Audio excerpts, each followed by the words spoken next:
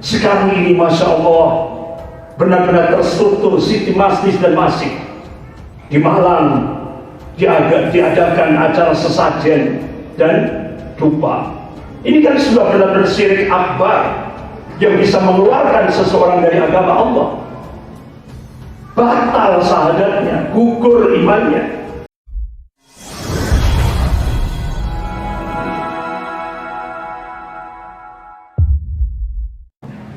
Assalamualaikum warahmatullahi wabarakatuh. Innal hamdalillah nahmaduhu wa nasta'inuhu wa nastaghfiruh wa na'udzu billahi min shururi anfusina wa min sayyiati a'malina. May yahdihillahu fala mudilla lahu wa may yudlil fala hadiya lahu. Asyhadu an la ilaha illallah wahdahu la syarika lahu wa asyhadu anna Muhammadan 'abduhu wa rasuluh. Ya ayyuhalladzina amanu taqullaha haqqa tuqatih wa la tamutunna illa wa antum muslimun. Ya ayyuhan nasu ittaqu rabbakum alladzi khalaqakum min nafsin wahidah wa khalaqa minha zawjaha wa batha minhuma rijalan katsiran wa nisaa wattaqullaha alladzi tas'aluna bihi wal arham innallaha kana 'alaikum raqiba. Ya ayyuhalladzina amanu taqullaha wa qulu qawlan sadida yuslih lakum a'malakum wa yaghfir lakum dhunubakum wa man yuti'illaha wa rasulahu faqad faza fawzan 'azima. Amma ba'd. Fa inna asdaqal hadits kitabullah wa khairul hadi hadi Muhammadin sallallahu alaihi wasallam wa syarrul umur muhdatsatuha wa kullu muhdatsatin bid'ah wa kullu bid'atin dhalalah wa kullu dhalalatin finnar. Ma'asyiral muslimin rahimakumullah, Allah Subhanahu wa taala memberikan tanbih kepada kita hamba-hambanya yang amanu wa taqwa. Sebagaimana firman Allah dalam surah Al-An'am ayat 153. Allah berfirman, a'udzubillahi minasyaitonir rajim, wa an hadza siratal mustaqim. Dan sesungguhnya yang kami perintahkan inilah jalanku yang lurus, kata Allah, yaitu siratal mustaqim. Fattabi'uhu, maka ikutilah dia. Artinya ikutilah jalan yang lurus ini. Wala tattabi'us subula, jangan kalian mencari jalan-jalan yang lain. Fatafarraqu bikum an sabilihi, karena jalan-jalan yang lain itu akan mencerai-beraikan kalian dari jalannya Allah yang lurus ini. Dan kumasakum bihi, yang demikian ini kami perintahkan kepadamu, la'allakum tattaqun, agar kalian bertakwa kepada Allah Subhanahu wa taala.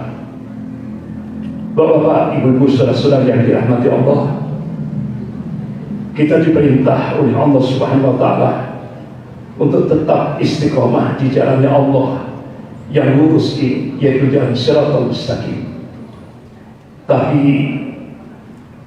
ternyata untuk menjalani ke arah sana benar-benar kita diuji oleh Allah Subhanahu wa taala dengan berbagai macam fitnah, ujian, cobaan, tantangan, tribulasi kehidupan.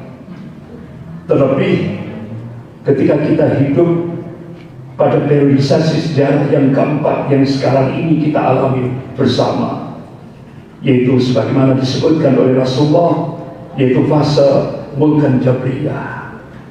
Ini fase yang sangat berat yang dialami oleh umat Rasulullah SAW yang skopnya global. Memang ini masa-masa yang berat. Berbagai macam kezaliman, ketidakadilan, kesewenang-wenangan muncul di mana-mana. Tapi yang sangat mendasar sekali, yang sangat fundamental sekali adalah tantangan akidah. Karena ini masalah yang sangat fundamental sekali. Allah ingatkan dalam surah Al-Baqarah ayat 217. A'udzubillahi minasyaitonir rajim. Wa la yazaluna yuqatilunakum hatta yaruddukum 'an dinikum in istata'u. Selamanya orang-orang kafir itu tidak akan pernah berhenti. Yuqatilunakum, memerangi kaum muslimin. Hatta yaruddukum an dinikum in istata'u. Hingga kaum muslimin ini murtad dari agamanya seandainya mereka sanggup. Jadi luar biasa. Lebih khusus di Indonesia, ada sebuah gerakan yang semakin hari kita lihat gerakannya terstruktur, sistematis, dan masif sekali untuk menjauhkan kaum muslimin, lebih khusus di Indonesia, dari akidah yang sahih.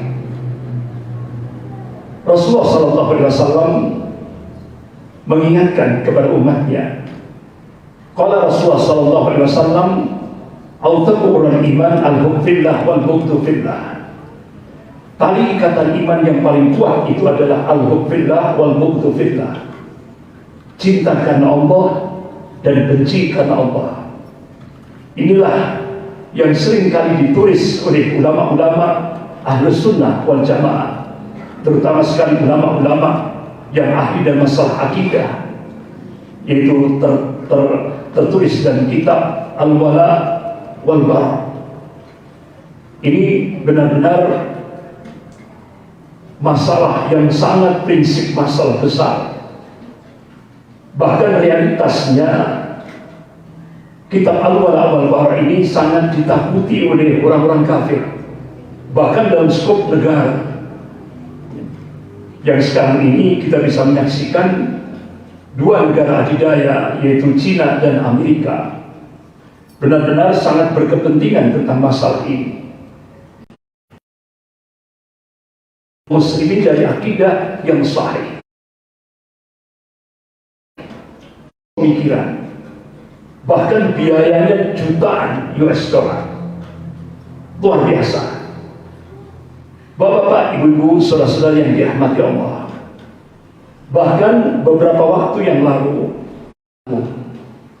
sehingga akhirnya Kejaksaan Agung memberedar kitab Al-Wala wal Bara di seluruh Indonesia, sampai penerbit-penerbit Islam di Jakarta langsung kumpul dan mendatangi Kejaksaan Agung, menyerahkan hasil keputusan Mahkamah Konstitusi bahwa Kejaksaan Agung sudah tidak boleh memberedar kitab-kitab Islam. Akhirnya apa jawaban dari Kejaksaan Agung? Kami sudah tahu itu keputusan Mahkamah Konstitusi, tapi ini ada pesanan dari Amerika, 750.000 US dollar. Jadi kitab Al-Wala wal Bara itu cukup ditakuti oleh negara-negara kafir, bahkan Cina sekalipun. Bahkan Australia itu dropping kurang lebih kalau dirupiahkan 500 miliar untuk 9 provinsi termasuk Jawa Timur. Bahkan ketika saya diundang di Universitas Muhammadiyah Ponorogo, itu yang hadir kurang lebih 3.000-an, karena jumlah kursinya 2.500, itu full penuh. Jadi masih ada di emperan-emperan kampus. Saya coba tanya, kira-kira program Australia 500 miliar itu sudah sampai enggak ke Ponorogo? Sudah, Ustaz, rebutan. Padahal syaratnya jangan sampai kitab Al-Wala wal Bara itu diajarkan di tengah-tengah generasi Muslim Indonesia. Bapak-bapak, ibu-ibu yang dirahmati Allah, belum lagi Cina. Ini sangat berkepentingan untuk melemahkan akidah kaum muslimin, lebih khusus di Indonesia, yaitu yang sekarang ini digencarkan, yaitu disebarkan untuk melawan, untuk menjauhkan kaum muslimin dari akidah yang sahih itu, yaitu agama baru, yaitu pluralisme agama. Bahkan tidak tanggung-tanggung yang mensosialisasikan Menteri Agama kita. Padahal Majelis Ulama Indonesia Pusat sejak tahun 2005 sudah mengeluarkan fatwa. Jadi pluralisme agama, sekularisme, bahkan liberalisme itu haram hukumnya bagi umat Islam di Indonesia. Bahkan Majelis Ulama Jawa Timur sudah mengeluarkan fatwa, ya, salam pluralisme itu larangan bagi kaum muslim karena itu akan menghancurkan akidah umat Islam. Bapak-bapak, ibu-ibu, saudara-saudara yang dirahmati Allah, jadi benar-benar mereka, terutama negara-negara kafir, baik itu Cina maupun Amerika, sangat takut kepada umat Islam, khusus di Indonesia ini, bukan karena jumlahnya, bukan karena jumlah kekuatan solidnya kaum muslimin, bukan. Tapi yang ditakutkan itu manakala akidah al-wala wal bara itu menghunjam dari setiap kesaksian Islamiyah pribadi-pribadi muslim. Bapak, ibu-ibu, saudara-saudara yang dirahmati Allah, apa sih al-wala itu? Al-wala itu kalau dari sisi lughah itu kata masdar dari fi'il waliyah. Artinya sesama muslim harus saling ta'awun, saling tolong-menolong, saling kuat menguatkan, saling topang menopang, saling maaf memaafkan. Kalau kita terjemahkan secara tekstual, al-wala itu adalah loyalitas, kecintaan, dukungan. Sebagaimana Allah Subhanahu wa taala menegaskan, memberikan arahan yang konkret pengaplikasian al-wala itu dalam surah Al-Maidah ayat 55 sampai 56. Allah berfirman, "A'udzubillahi minasyaitonir rajim. Innama waliyakumullahu wa rasuluhu walladzina amanu alladzina yuqimuna sholata wa yu'tuna zakata wa hum raki'un." Innama ini bentuk takkid, penegasan, hanya saja. Jadi sesungguhnya auliamu, walimu itu hanyalah Allah, Rasul dan orang mukmin. Siapa mereka? Alladzina yuqimuna sholata wa yu'tuna zakata wa hum raki'un. Mereka yang mendirikan salat, menunaikan zakat, serta tunduk patuh terhadap aturan-aturan Allah. Jadi dari surah Al-Maidah ayat 55 ini kita diperintah oleh Allah untuk memberikan wala kita, loyalitas kita. Jadi aulia kita, wali kita hanya Allah, Rasul dan orang mukmin. Titik, tidak ada koma. Bahkan Allah berjanji dalam surah Al-Maidah ayat 56 ini, "A'udzubillahi minasyaitonir rajim. Wa may yatawallaha wa rasulahu walladzina amanu fa inna hizballahi humul ghalibun." Barang siapa yang menjadikan Allah, Rasul dan orang mukmin sebagai walinya, sebagai penolongnya, sebagai pemimpinnya, fa inna hizballahi humul ghalibun, maka golongan Allah lah yang pasti akan diberikan al-ghalibun, yaitu kemenangan. Kalangan mufassir menafsirkan al-ghalibun itu kemenangan yang hakiki. Artinya di dunia dimuliakan oleh Allah, di akhirat jannah, surganya Allah Subhanahu wa taala. Janji Allah pasti. Innallaha la yukhliful mi'ad. Allah tidak akan mengingkari janjinya. La tabdila li kalimatillah. Tidak ada perubahan akan kalimat-kalimat Allah. Bahkan Rasulullah SAW sampai memberikan perhatian tentang masalah al-wala wal bara. Kemudian sebelum saya melanjutkan, apa itu al-bara? Al-bara itu kata masdar dari bara'ah, artinya putus. Sebagaimana Allah tegaskan dalam surah At-Taubah. Jadi semua surah dalam Al-Quran diawali dengan basmalah, kecuali surah At-Taubah tanpa diawali dengan basmalah, langsung bara'atu minallahi wa rasulih. Ini pernyataan langsung dari Allah dan Rasulnya, bara', putus terhadap orang-orang kafir dan orang-orang musyrik. Ini penegasan Allah Subhanahu wa taala. Oleh karena itu benar-benar kita diarahkan oleh Allah dan Rasulnya untuk memberikan wala, loyalitas kita hanya kepada Allah, Rasul dan orang mukmin saja. Sementara orang-orang kafir, orang-orang musyrik, orang-orang munafik itu aulianya, walinya itu setan dan tauhid. Dan Allah berjanji, Allah berikan al-khasirun, kerugian baik di dunia wal akhirah. Bapak, ibu, saudara-saudara yang dirahmati Allah, bahkan Rasulullah SAW memberikan penegasan. Kalau Rasulullah SAW, "Man ahabba fillah." Barang siapa yang mencintai karena Allah, wa abghadha fillah, dan membenci karena Allah, wa wala fillah, dan memberikan wala, loyalitas, dukungan, kecintaan karena Allah, wa ada fillah, dan memusuhi karena Allah. Wa inna tunalu wilayatullah bidzalik. Maka sesungguhnya kewalian Allah, kecintaan Allah itu baru bisa kita dapatkan ketika kita mengamalkan, mengaplikasikan al-wala wal bara, loyalitas dan penolakan. Bahkan Rasulullah tegaskan lagi, qala Rasulullah sallallahu alaihi wasallam, wa lan tajid 'abdu ta'mal iman wa in katara salatu wa shaumu hatta yakuna kadzalik. Seorang hamba Allah itu tidak akan bisa merasakan lezatnya iman sekalipun dia banyak sholatnya, banyak puasanya, hingga dia mengamalkan atau mengaplikasikan al-wala wal bara, baru dia akan merasakan al-halawatul iman, kelezatan iman itu. Jadi ini benar-benar masalah yang prinsip. Tapi sekarang, ya Allah, akidah yang sangat mendasar ini sekarang benar-benar diserang dari segala macam penjuru. Kita dirayu, dihipnotis dengan agama baru, yaitu pluralisme agama, satu keyakinan yang menganggap semua agama sama, sehingga akhirnya masalah akidah dicampur dengan muamalah, rusak akhirnya.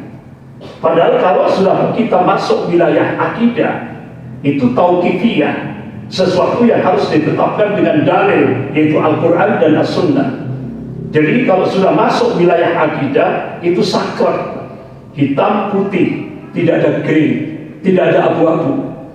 Jadi kalau sudah masuk wilayah akidah, itu benar-benar tegas. Kalau istilah sekarang itu radikal. Tidak ada toleransi kalau sudah dalam aspek akidah. Karena kita punya konsep lakum dinukum waliyadin. Bagimu agamamu, bagiku agamaku. Tapi berbeda ketika kita masuk wilayah muamalah. Kita diperintah oleh Allah dan Rasulnya untuk berbuat baik kepada siapa saja tanpa pandang bulu. Karena Islam itu rahmatan lil alamin, rahmat bagi seluruh alam. Kita disuruh berbuat baik kepada siapa saja. Itulah Islam. Tapi kalau sudah masuk wilayah akidah, ini sudah kita disuruh radikal, tidak ada toleransi. Yang ini yang sekarang ini kita disebut dilemahkan akidah kita, sehingga akhirnya dimunculkan di Indonesia ya agama baru, yaitu dengan yang sekarang dipoles dengan Islam Nusantara, sampai akhirnya di launching fikih Islam Nusantara. Nah ini merusak akidah kaum muslimin. Setelah saya baca, itu ada 3 hal yang krusial. Jadi ciri Muslim Nusantara itu, yang pertama, dia boleh memilih pemimpin kafir dan mentaati pemimpin kafir. Padahal kita dilarang oleh Allah. Allah tegaskan dalam surah An-Nisa ayat 144. A'udzubillahi minasyaitonir rajim. Ya ayyuhalladzina amanu, hai orang-orang yang beriman, la tattakhidul kafirin awliya min dunil mu'minin aturidu an tas'alu lillahi 'alaikum sultanan mubina. Hai orang-orang yang beriman, janganlah kamu menjadikan orang-orang kafir itu sebagai pemimpinmu dengan meninggalkan orang-orang mukmin. Inkah kalian mengadakan satu alasan yang nyata bagi Allah untuk menyiksamu? Sampai seperti itu Allah tegaskan. Dilarang. Tapi sekarang di Indonesia, Muslim yang the best itu Muslim Nusantara. Kalau kita komitmen pada Al-Quran dan As-Sunnah, itu diberi stigma Muslim radikal, Muslim garis keras, konotasinya negatif, jadi gorbah, jadi asing kita. Bahkan yang kedua yang sangat krusial, yaitu dalam fikih Islam Nusantara, yang kedua yaitu wajib menerima pluralisme agama, satu keyakinan yang menganggap semua agama sama. Dan ini yang mensosialisasikan Menteri Agama kita yang baru ini, Pak Yakut Komasdi. Bahkan Menteri Agama mau mendirikan tempat ibadah untuk multi agama. Jadi satu tempat ibadah untuk semua agama. Rusak sudah. Rusak sudah. Kemudian yang sangat krusial yang ketiga, Muslim Nusantara itu mendukung, artinya benar-benar mendukung, wajib mendukung, yaitu kearifan budaya lokal. Kearifan budaya lokal, bahasanya elegan. Padahal realitasnya kita disuruh mendukung budaya-budaya syirik. Nah, jadi benar-benar dirusak akidah kita. Bahkan sekarang ini, ya Allah, luar biasa, pembiayaan terbesar itu justru ditopang oleh tokoh-tokoh Zionis Yahudi Amerika dan tokoh-tokoh Kristiani Amerika dalam sebuah lembaga yang cukup besar yang pusatnya di Jakarta, yaitu Live for All Foundation. Bahkan dengan vulgar sekali kalau kita buka webnya itu, terang-terang dengan vulgar dia tulis di situ, dia akan melakukan perlawanan terhadap muslim yang kafir. Jadi muslim yang kafir, muslim yang komitmen pada Al-Quran dan As-Sunnah, ini musuhnya Live for All Foundation. Kenapa? Cita-cita Live for All Foundation ini agar umat Islam di Jawa ini benar-benar mau menerima budaya kesyirikan. Padahal Allah tegaskan dalam surah Az-Zumar ayat 65, A'udzubillahi minasyaitonir rajim, la in asyrafta la yahbatanna 'amaluka wa la takunanna minal khasirin. Barang siapa yang berbuat syirik, niscaya hapuslah amal-amalnya. Salatnya, puasanya, zakatnya, hajinya, umrohnya, ibadah sosialnya hapus. Ini kata Allah, wa huwa fil akhirati minal khasirin. Di akhirat nanti dia termasuk orang yang muslim, orang yang rugi. Sampai Allah tegaskan dalam surah An-Nisa ayat 48, A'udzubillahi minasyaitonir rajim, innallaha la yaghfiru an yushraka bihi wa yaghfiru ma duna dzalika liman yasha wa man yusyrik billahi faqad iftara itsman atsiman. Sesungguhnya Allah tidak mengampuni dosa syirik, dan Allah mengampuni dosa selain syirik bagi yang dikehendakinya. Wa man yusyrik billahi faqad iftara itsman atsiman.